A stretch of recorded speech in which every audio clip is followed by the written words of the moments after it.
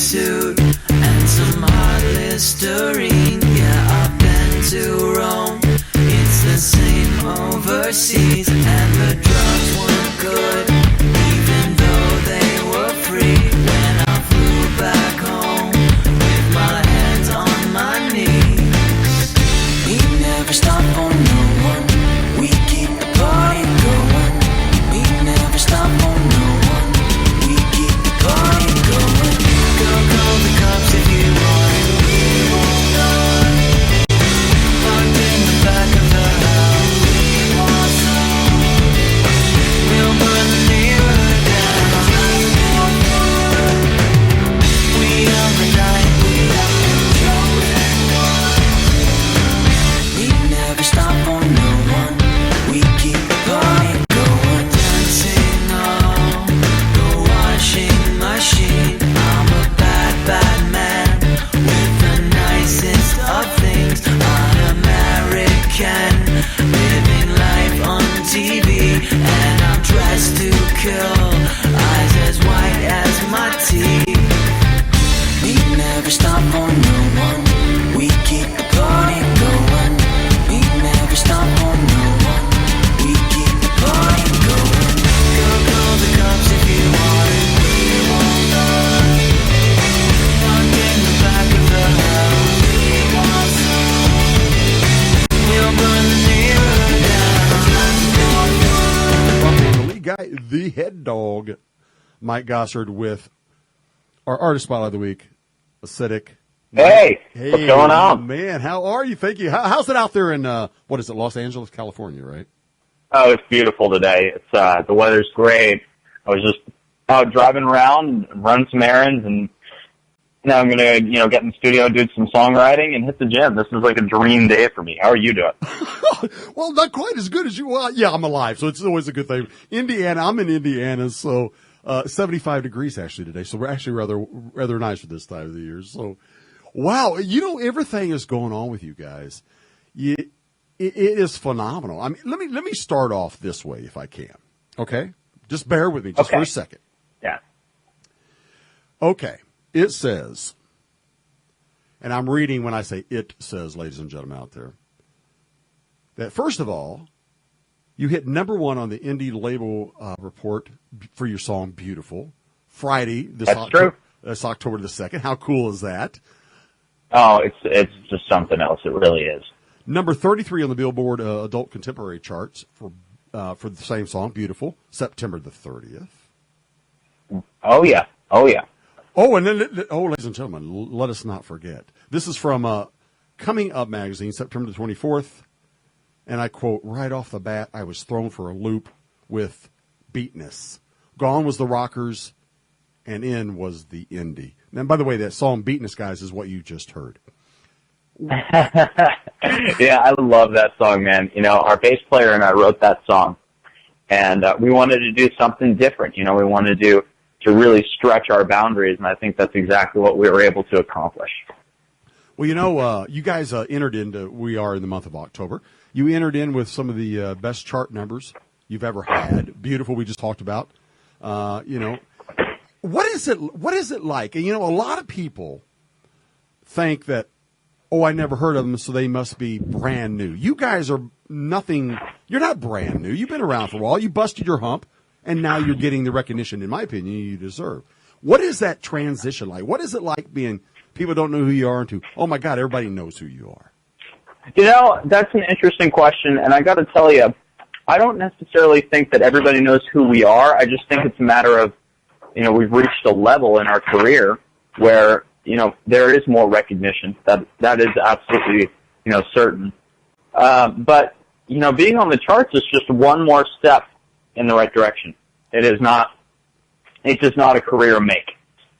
So I think the thing that we always need to do is just kind of try to remain as humble as possible, because just because we're on the charts this week does not mean we'll be there next week, and it does not mean we'll be there forever. It's just we're having a good couple of weeks here, and I'm very grateful for that.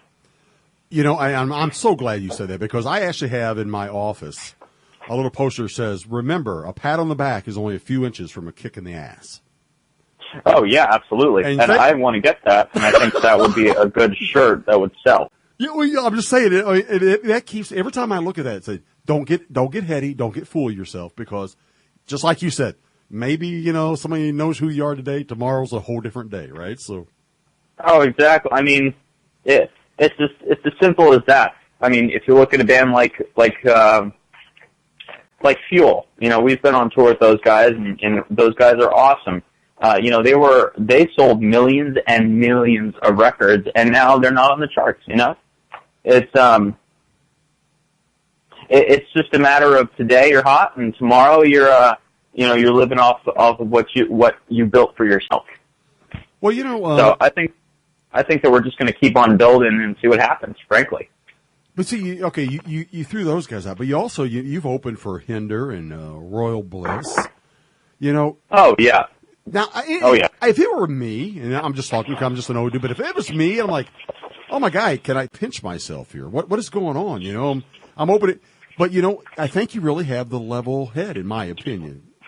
But go ahead and elaborate. Well, I appreciate that. I mean, that's certainly nice to say. If I do have a level head, I certainly wouldn't know if I did or didn't. But it's working out, and I'll tell you, I have had a couple of those moments where. Oh, by the way, this is amazing. I have my Bluetooth headphones on, and I'm cooking chicken for the next 4 days as I'm talking to you, so you're getting an extra honest. I love it. Yeah, we're doing the acidic cooking show. But, no, it's, I had a definite pinch me moment the first time we were on tour with the first band we ever toured with was Hawthorne Heights, which they were big when I was growing up as a kid.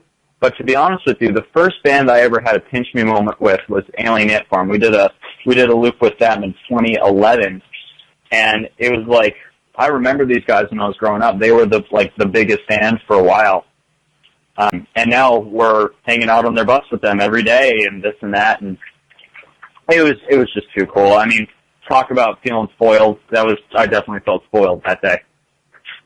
And by the way, ladies and gentlemen, I have to throw this out there because he said he was cooking chicken. That is not something he just threw out there, because I do have something in front of me where it says, when you were doing an interview, you said, I'm a lifelong musician, but I also love cooking and learning how to fly airplanes. Well, I'm glad you're cooking. Oh, yeah. But how's the flying? Oh, yeah. How's the flying going, by the way? I haven't been able to get up in the air recently. My dad is a pilot. He's a commercial pilot, and so I get to go up with him, but I haven't had a chance to get what they call right seat, which is where I'm commanding the plane. Because I've frankly been busy, working the career and doing music, and that's not something I would trade. It's certainly, I would say, as far as compromises go, it's certainly not a bad compromise. But it just takes time, so got to give it the time it takes. And in the meantime, everything else takes the back burner. I think everybody listening will understand that. It's sometimes we have to man up and put our priorities first. Yeah, I concur 100%. Okay, now talk about priorities. I mean, I know you guys have you've toured all throughout the States. You've been over in Europe. Oh yeah. I got to ask you this because this was brought to my attention. You guys actually performed for Camp Bondsteel in Kosovo. That's very true. Yes, we did. Well, first of all, there's two things I need to tell you. Then I want to hear your story about that. But I don't know if you've ever seen photographs on the web or whatever of our studio. There's a big flag that sits behind where I'm sitting right here. It was flown at Camp Bondsteel, by the way, in Kosovo. Oh, are you kidding me? From my brother, who was the command sergeant major the time you guys were there. Are you kidding me? No, I'm not kidding you. That's a fact. Oh my God, that's amazing. Small world, right? Yes, and he was actually the NATO command sergeant major for the deployment they had at that particular. They go like a 12-month thing, but he was the dude and the enlisted guy, and he was there when you guys were doing that. Oh, that's so cool. And so cool. And I didn't know that until I started researching. You guys are like, how, like you said, how small is this world, right? I've been having those experiences with small world. Let me tell you a different story. Just yesterday, I don't watch shows like The Voice, so I don't have time. And I think they're great. They don't particularly interest me that much. But then I looked on there, and two of my good friends are on The Voice, and they have little teams. They're on the same team on the same show. And so I got a text from one of them like asking if I knew the other one because they didn't know I knew them. And I was just like, yeah, that's weird. So that's a small world. The fact that your cousin was there when we were through, at Camp Bonsteel in Kosovo, Pristina, Kosovo, is also amazing. I keep having these experiences, and I got to wonder, like, if the world can't be this small. I mean, there's so many people. Out of 9 billion people, all these things are happening at once. I can't buy that. But there's some sort of something at work there. But yeah, I'll tell you, when we went to Camp Bonsteel, it was our first stop. We were doing this Armed Forces entertainment run. And they were lovely to us, and they treated us well. And I remember we showed up at the Pristina airport, which it's this tiny little airport. It looks like the type of airport that would be in a small town, like in Walla Walla, Washington. Like there's like one terminal, and there's one baggage claim rover, and they're at the same place, and it was tiny, right? And we walked in, and we had Air Force order papers, and we were met by some Air Force guys, not any sort of great detail, but we were walking through, and our symbol kind of looks like the radioactive sign. So here we are walking with Air Force papers, going to some airmen or some NATO troops to meet them outside with, cases that have what looks like the radioactive logo on it. So it was an interesting spectacle for about 30 seconds until people realized that, we were like 20 years old and we did not look like anything dangerous, but that was kind of fun. We got there. I was amazed. We hung out in the hangar with where they kept the Blackhawks. Yes. And they called it the Waffle House. Love it. Gotta love that, right? They would make waffles. And the thing about these guys is a lot of them were from the South, as I recall. And there's this chain of restaurants that we don't get here on the West Coast called Waffle House. Oh, yeah, we have it here in the Midwest, too, yes. Yeah, I did not get that joke until we were in the South for the first time. And I was just like, oh, that's right. So, that's what being an oblivious musician will get you. Well, first of all, I got to correct you something. It was actually not my cousin. It was actually my brother who was there. Your brother. My bad. Sorry about that. Yeah, I mean, he spent 27 years with Missouri National Guard and retired as Command Sergeant Major. The highest enlisted you can go. Let's just put it that way. So anyway, he was there when you guys were there, and I actually had the flag flying right here in my studio right behind me right now. That is too cool. That's crazy. That is crazy. You know what else I was amazed by? They had a Taco Bell and a Burger King on base. Well, see, they didn't have that. They didn't have that when I was in the military. They said, sorry about your luck. Eat your green eggs and ham and move on. So that's funny. I also noticed because it was a NATO deployment base. We were walking around one day, and we saw some American troops, and then we saw some Turkish troops, and all I noticed was that none of our guns had duct tape on them. Really? Yeah, like some of the NATO allied troops had some pretty historic looking weapons there. Wow. And but it was so much fun being there. We had so much fun, and the armed men and women because there were a bunch of women over there too. Were just so gracious to us. So I think that's something that I would love to do again at some point. But after that we got on a plane and rushed right over to Spangdahlem Air Force Base up in Germany. And then we also got a chance to go to where did we go? We went to Ramstein. Ramstein. Air Force Base. We did that. That was so much fun. Oh God! I mean, talk about. I had no idea. I had never been to Ramstein ever. I'd never been to Germany, and I walked on. And I was like, "This is America." Like I was expecting barracks. We stayed in what was looked like a hotel. It was crazy. Let me ask you. You said you were about 20 when you guys did that? Yeah, right around there. So was that your? And maybe 19. Oh my God, we were young. Because I'm 23 now. That was Christmas of 2010 into 2011. So was that your first time out of the country? Oh yes, my first time out of the country, and I haven't been out of the country since. To tell you the truth.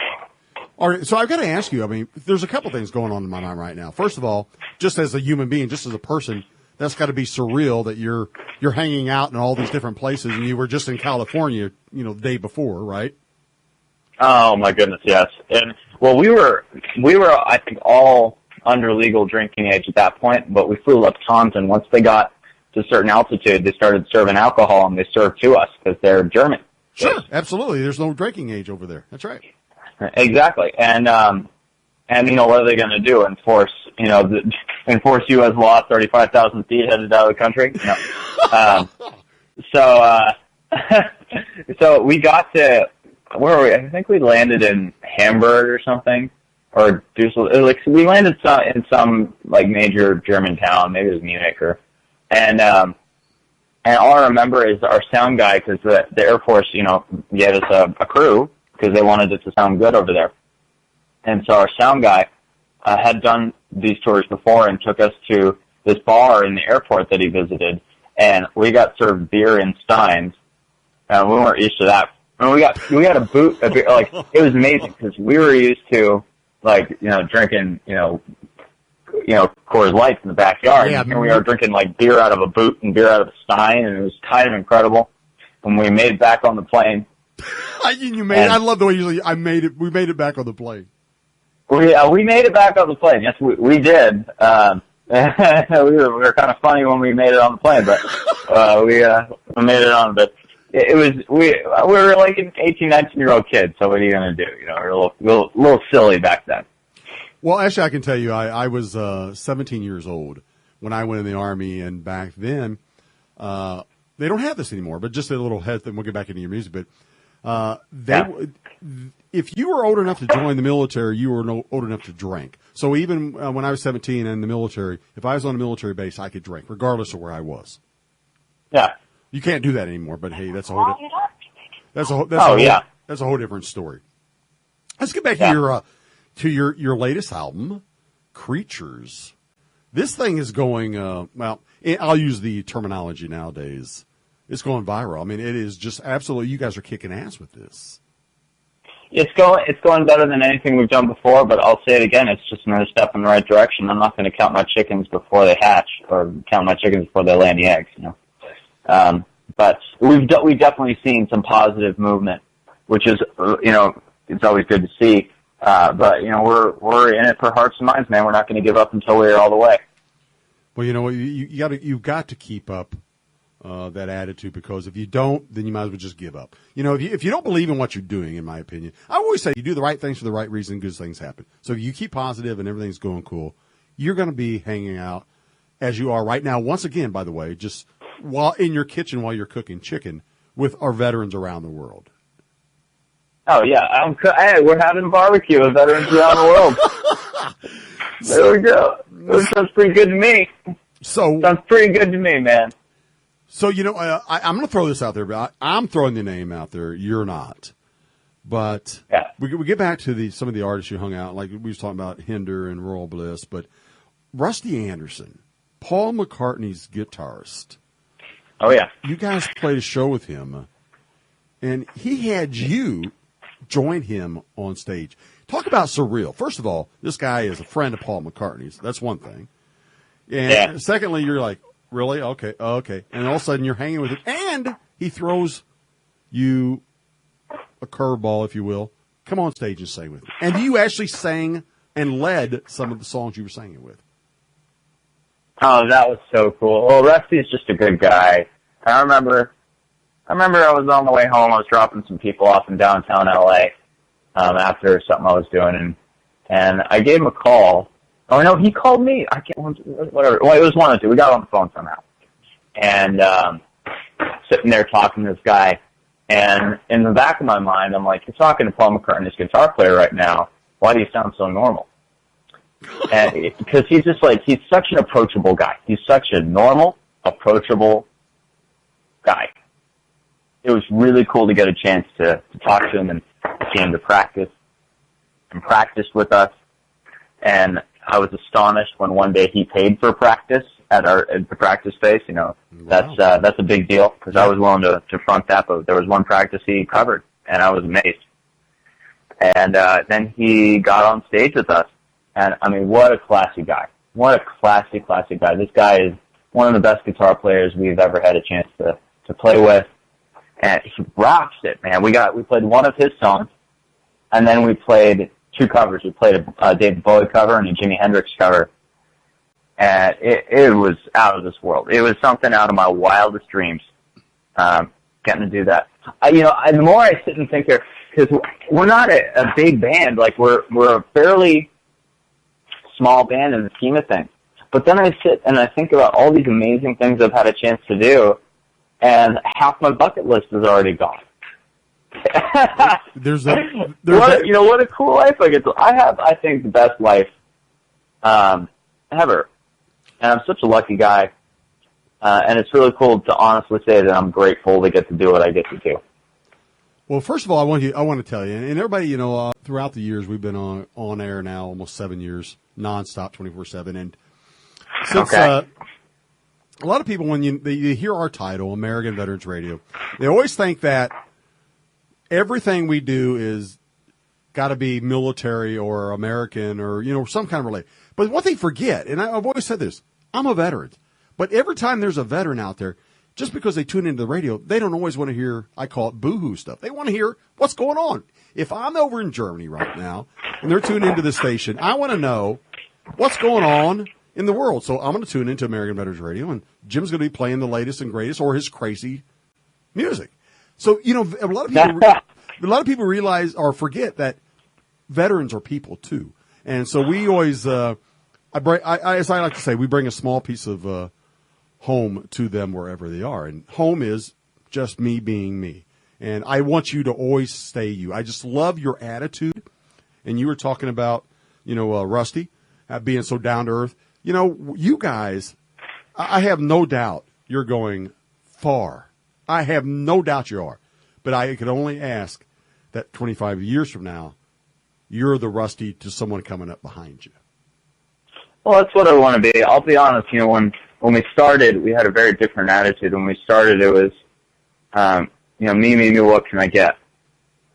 And like most kids start out. Sure. No, we've been humbled over the years, through a lot of mistakes. We've made some mistakes, made some good mistakes and some bad mistakes and some up mistakes and some down mistakes. And we've been all over this country and all over Europe. And you know what? I'll tell you what I found out is that it's a lot easier to get by if you got friends.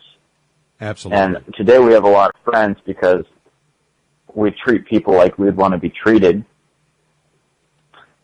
That seems to be working out. I feel it's like not the best business model though, but it seems to be working out really in our favor because I feel like the companies are really do the best, unfortunately, right now are the ones that take advantage of people and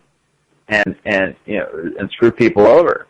And, then they get theirs in the long run, they get indicted or whatever. But it's always those good people who at the end come out on top. At the very end. And it's hard because they get theirs, but it's usually a long time off, but it means something.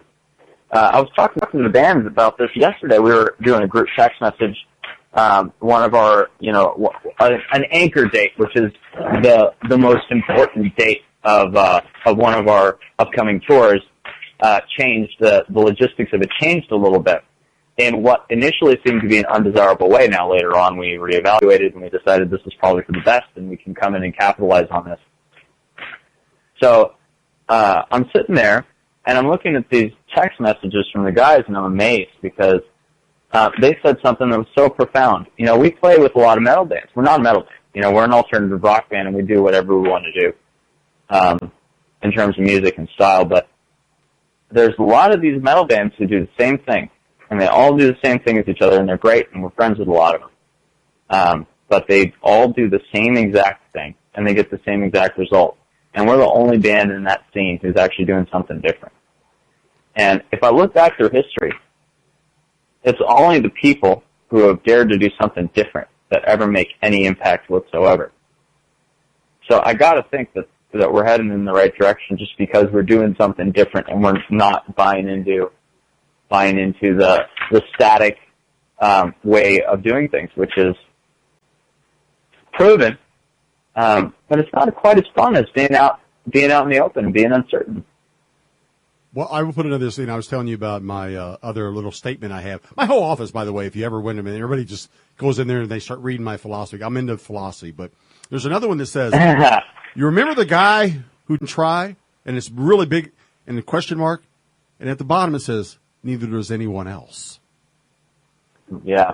Keep that in mind. If you don't try, no one's ever going to remember. And here's the thing. Let me wrap it up this way. Ladies and gentlemen, guys, how can our listeners, Mike, get Ascetics music? How can they download it? How can they get anything? Tell us about it. You know, especially right now, if you give us a download, you're helping us out more than you even know. You can go to iTunes and search Ascetics, and you can download the album Creatures or the song Beautiful, the song Chicago, whatever song you want on iTunes. Just look up Acidic, ACIDIC, and if you want to go check out us as a whole, go to acidicband.com. It's ACIDICband.com. We're also on Facebook, facebook.com/acidicband, ACIDICband. We're on Twitter. We're on that Instagram. Give us a shout, give us a holler. We'll probably holler back at you. And I encourage everybody. I've heard a lot of people get really down on the music industry in these past few years, and I have to sharply disagree. I think that there's enough room for everybody. And looking at it, again, looking back over the course of history, when new markets are opened up and the playing field is leveled, that's when innovation happens. So that's what's been happening to the music industry. So I think that some big innovations happening and going to happen and has been happening. And there's enough room for everybody. So if you're out there, especially if you're a veteran or if you're over in Europe or you're listening to this, I'm just a crazy musician. But if you want to get into music and you want to do it, I actually know some veterans who are in the music industry who, and I know some guys who are wounded warriors who just got a chance. And there's this one guy in Idaho Falls that we go and stay with and eat dinner with every time we pass through.